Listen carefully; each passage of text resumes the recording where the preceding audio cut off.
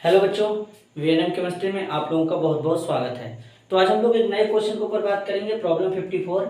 अब ये खास क्वेश्चन है, जरा ध्यान से सुनना। जेईई मेंस 2023 अटेम्प्ट 2 13 अप्रैल शिफ्ट 2 का एक पेपर है और ये क्वेश्चन वहीं से आया है जहाँ से मैंने पढ़ाया था। और मैंने बोला था कि वन शॉट वीडियो अगर है तो बेटा इसी में से आएगा और इससे बाहर कुछ नहीं आएगा।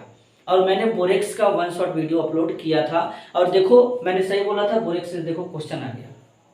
जेईई मेंस और नीट का जो सिलेबस होता है ज़्यादा डिफरेंस नहीं होता है इनमें, कि बहुत बड़ा डिफरेंस होता है, माइनर सा डिफरेंस होता है।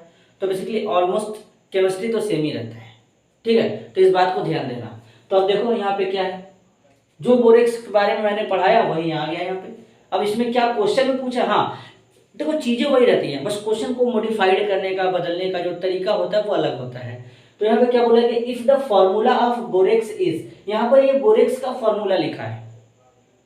अब हमको क्या करना है, यहाँ पे देखो x की जगह कुछ नंबर होगा, y की जगह कुछ नंबर होगा, z की जगह कुछ नंबर होगा। यही तो मेन मैटर है। देखो कितना अच्छा से क्वेश्चन डिजाइन किया गया है।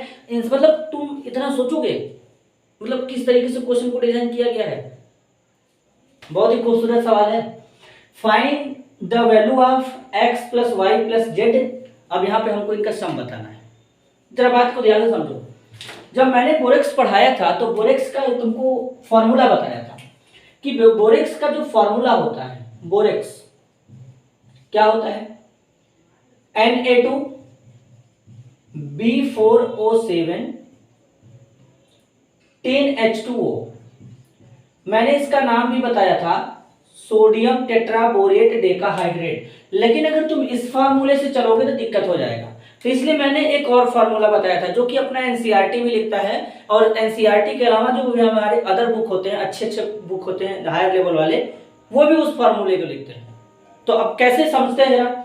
तो बोरेक्स का एक और फार्मूला हो सकता है, मैंने बताया था कि देखो बोरेक्स को ऐसे भी लिखते हैं, Na2B4O5, ठीक है। इसके बाद एक और लिखते हैं, यहाँ पे क्या लिखते हैं, OH कितने टाइम, 4 टाइम और 8H2O।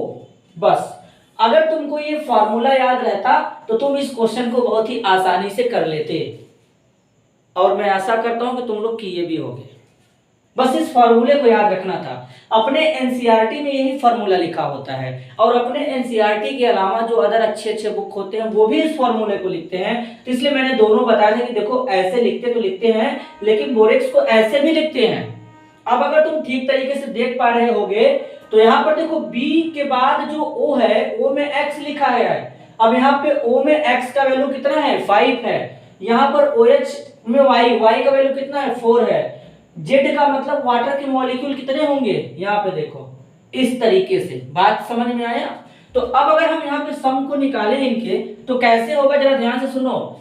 x plus Y plus Z, x का वैल्यू कितना है यहाँ पे, O 5, y का वैल्यू कितना है, OH 4, उसके बाद z का वैल्यू कितना है, +8। तुम इसको ऐसे भी लिख सकते हो, x is equal to 5, y is equal to 4 और z इज इक्वल टू 8। अब यहाँ पे तुम क्या करोगे, इसको ऐड करो तो 5 4 9 8 17, टोटल वैल्यू कितना आएगा, 17 आएगा। देखो कितना आसान तरीके से यहाँ पे लग गया।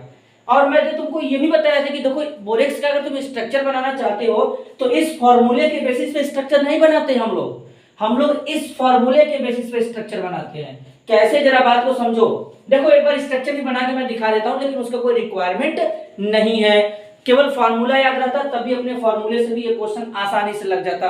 फिर भी स्ट्रक्चर देखो, सुनो कैसे बनेगा। तुम यहाँ पे क्या लिखना, बोरान 4 बार है तो 4 बार बोरान ऐसे लिख दो। फिर इसमें बीओबी बॉन्ड लगाओ इस तरीके से, ठीक है। एक यहाँ पे लगा दो जरा तो बीच में इस तरीके से, हो गया। अब यहाँ पे 4 OH लगाओ, 4 OH इस तरीके से। फिर यहाँ पे एक OH लगाओ, देखो लग गया। अब इसमें अगर देखोगे तो बोरान जो है कितना बॉन्ड बनाया है, ऊपर वाला बोरान 4 बॉन्ड बनाया है। तो इसका मतलब है कि इस पे एक नेगेटिव चार्ज इस पे आएगा, तो एक नेगेटिव यहाँ पे लगा दो। अगर तुमको इतना भी कष्ट है तो तुम इन दोनों नेगेटिव को यहाँ से हटा के -2 यहाँ पे लगा सकते हो। और यहाँ पे क्या रहेगा, 2Na+ रहेगा। 2Na प्लस रहेगा इस तरीके से, और 8H2O यहाँ पर इस तरीके से, इस तरह से रहेगा। तो ये स्ट्रक्चर बनता है बोरेक्स का। तो देख लो कितना आसान था, एकदम आसान सा सवाल था। कुछ सेकंड में तुम इस क्वेश्चन को कर सकते थे, और मैं आशा करता हूँ कि ये भी होगी। और जैसे जैसे मैंने ट्रिक टेक्निक बताया था, अगर तरीका फॉलो करते हो अगर, तो पक्का किए होगे।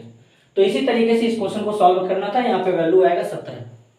तो देखो कितना खूबसूरत सा क्वेश्चन था। ऐसे ही डिजाइन किए जाते हैं, तो थोड़ा सा अपना मतलब एक्स्ट्रा दिमाग लगाना चाहिए। तो इसलिए मैंने बोला था कि देखो मैं तुमसे एक्सपेक्ट करके चलता हूँ कि कम से कम देखो फार्मूला तुमको तो पता होना चाहिए। तो इसी तरीके से फार्मूला पता होना चाहिए, ठीक है।